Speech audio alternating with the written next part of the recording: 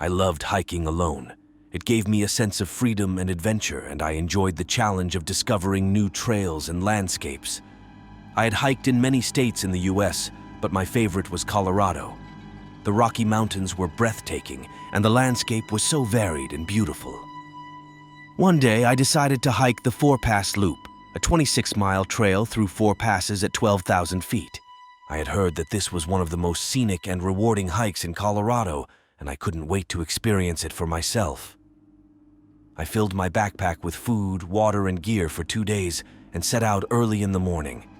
The first part of the trail was easy and relaxed, following a stream through a forest of aspen and pine trees. We saw deer and squirrels several times along the way and enjoyed the fresh air and the sound of water. The first pass, West Maroon Pass, was reached after a steady climb of several hours. The view from the summit was spectacular, snow-capped peaks and green valleys stretching in all directions. I took photos and continued on with excitement and enthusiasm until the second pass, Frigid Air Pass, which became more and more difficult as the trail became steeper and rocky. We had to climb over rocks and switchbacks, and the altitude started to push us. I felt a slight headache and shortness of breath, but I thought I was halfway through the loop and kept moving forward. When we reached the second pass, we now had a spectacular view of a turquoise lake surrounded by wildflowers. We had lunch by the lake and enjoyed the peace and beauty. An hour later, feeling refreshed and ready for the next pass, we continued our hike. The trail led down from the lake and into the meadow where I saw marmots and pikas running around. I smiled and waved at them, feeling connected to nature. As we crossed the meadow and entered another forest, the trail narrowed and darkened. I checked my map and saw that I was approaching the third pass, Trail Rider Pass.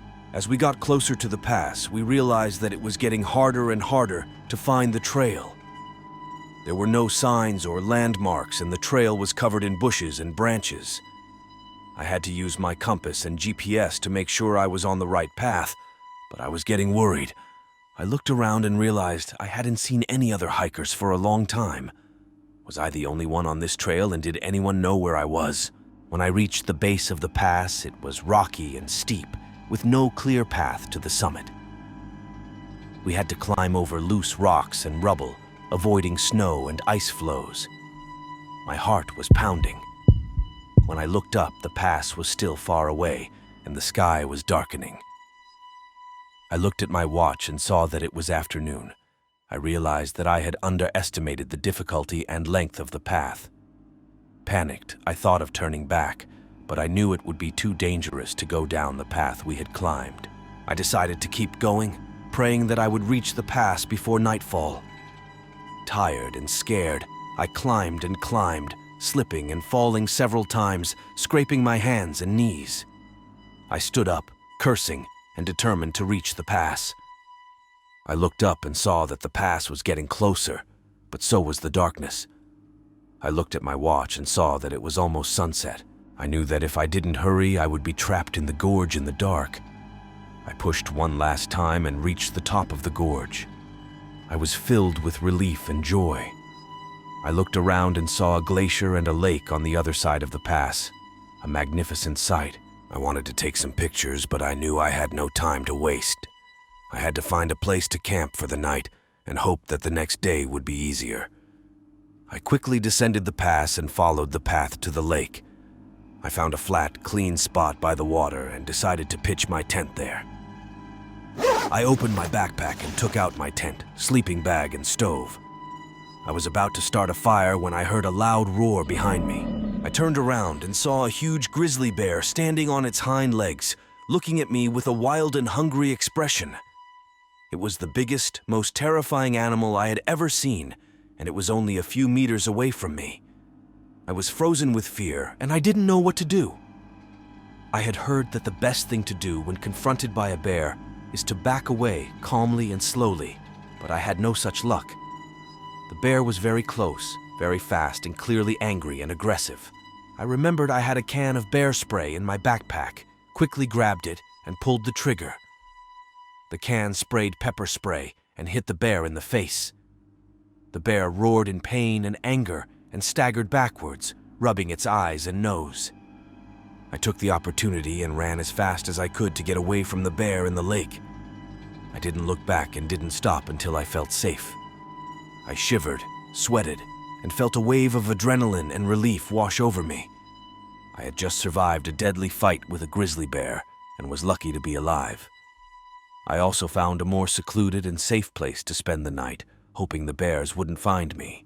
The next day was much easier, and I completed the loop without any more problems. This was the scariest experience I had during my hike, and I vowed never to hike alone again.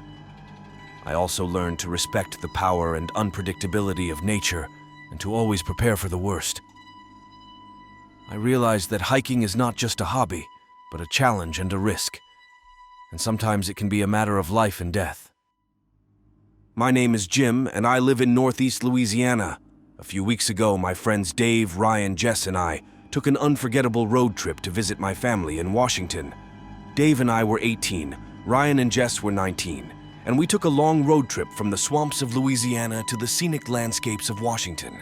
Our visit to my uncle's house in Washington was a joyous one, filled with laughter and reunions with relatives we hadn't seen in years. As their time in Washington came to an end, Ryan suggested they spend their last night camping in the nearby woods. Dave and Jess immediately agreed, but I was a little hesitant.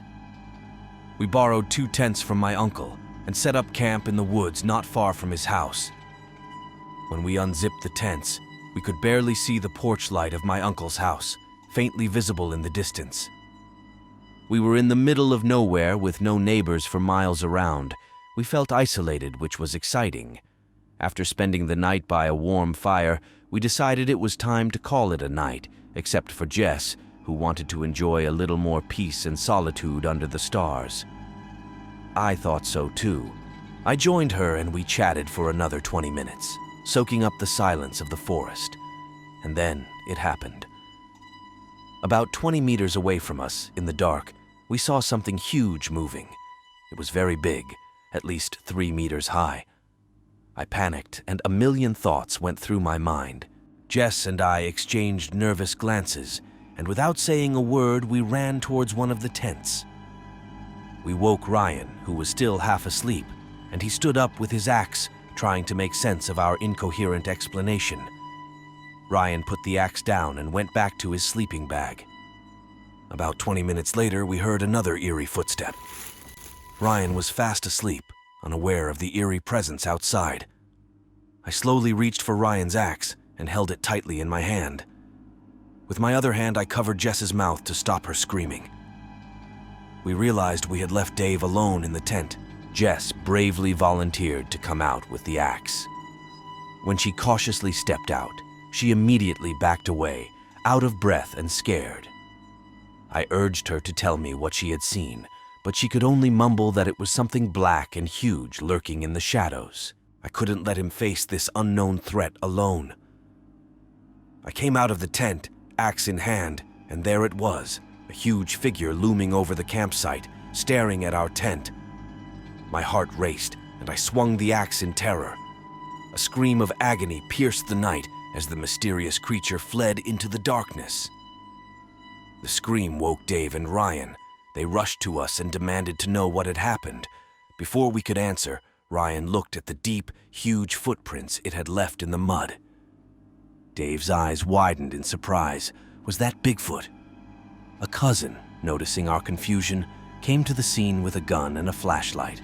"What the hell was that?" he exclaimed, his voice shaking. Ryan pointed to the giant footprints. "I will never come back unarmed again," he said, his voice full of determination.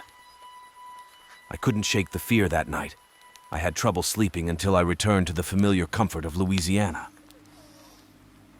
That terrifying and unforgettable night will never be forgotten by any of us.